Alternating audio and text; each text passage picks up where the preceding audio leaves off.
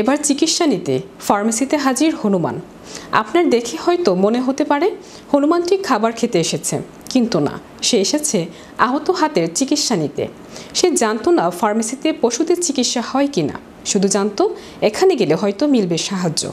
বিস্তারিত থাকছে টেক্সট রিপোর্টে। আপনার দেখে হয়তো মনে হচ্ছে হনুমানটি খাবার খেতে এসেছে, কিন্তু না, সে এসেছে আহত হাতের চিকিৎসা নিতে। তাকে দেখে মনে হচ্ছে যেন সে বলতে চাচ্ছে ব্যথা পাচ্ছি, কিছু করো। সে জানতো না ফার্মেসিতে পশুদের চিকিৎসা হয় কিনা, শুধু জানতো এখানে গেলে হয়তো মিলবে সাহায্য। শুক্রবার রাতে মেহেরপুর শহরের আলহেরা ফার্মেসিতে এমনই এক আশ্চর্যজনক ঘটনা ঘটেছে। রক্তাক্ত জখম হয়ে নিজেই ফার্মেসিতে চিকিৎসা নিতে হাজির হয়েছে হনুমান। ফার্মেসিতে গিয়ে ক্ষতস্থানটি ফার্মেসিতেই থাকা লোকজনদের বারবার দেখাতে থাকে। একজন সাহস করে কাছে গিয়ে দেখে হনুমানটি হাতে আঘাত পেয়েছে। ফার্মেসির মালিক ভায়োডিন দিয়ে পরিষ্কার করে ব্যান্ডেজ করে দিলে চুপ করে বসে থাকে হনুমানটি।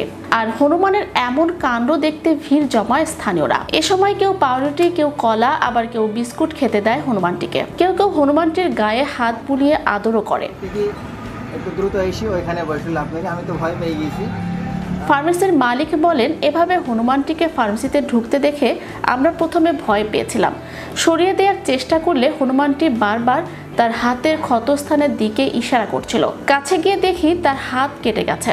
পরে ক্ষতস্থানে ভায়োডিন দিয়ে পরিষ্কার করে ব্যান্ডেজ করে দেই এবং কলার সঙ্গে ওষুধ মিশিয়ে খাইয়ে দেই। পরে চিকিৎসা শেষে হনুমানটি আবার চলে যায়। প্রজাতিগত দিক দিয়ে হনুমানের মধ্যে কয়েকটি শ্রেণী রয়েছে। এই প্রজাতি আদিম যুগ থেকে মনুষ্য জীবনধারার সঙ্গে সামঞ্জস্যপূর্ণ।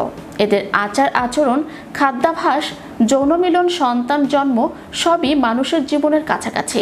সাধারণত সকাল ও বিকেলে খাদ্যের সন্ধানে বের হয় এরা। দুপুরে বিশ্রাম নেয়। সন্ধ্যা পেরিয়ে রাত নামলেই নিজেদের নির্দিষ্ট গাছে চলে যায় ও রাত যাপন করে। দিনের অনেকটা সময় একে অন্যের দেহ চুলকিয়ে সময় কাটায়। আধুনিক বিজ্ঞানের যতগুলো গুরুত্বপূর্ণ আবিষ্কার, তার অন্যতম ব্রিটিশ বিজ্ঞানী চার্লস ডারউইনের বিবর্তনবাদের তত্ত্ব। বিবর্তনবাদের এই তত্ত্বটি অনুসারে বানর বা শিম্পাঞ্জি থেকে মানুষের উদ্ভব হয়েছে, যদিও ধর্মীয় দৃষ্টিকোণ থেকে এই তত্ত্বটিকে কখনো সমর্থন করা হয়নি।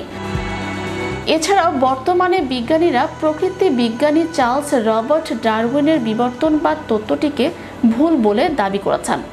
তবে তত্ত্বটি ভুল হলেও বানরের রয়েছে মানুষের মতোই বুদ্ধি, আবেগ ও অনুভূতি। আহত হনুমানটির কাণ্ড যেন এটাই প্রমাণ করে। চ্যানেল ইউরোপ, বিনোদন ডেস্ক।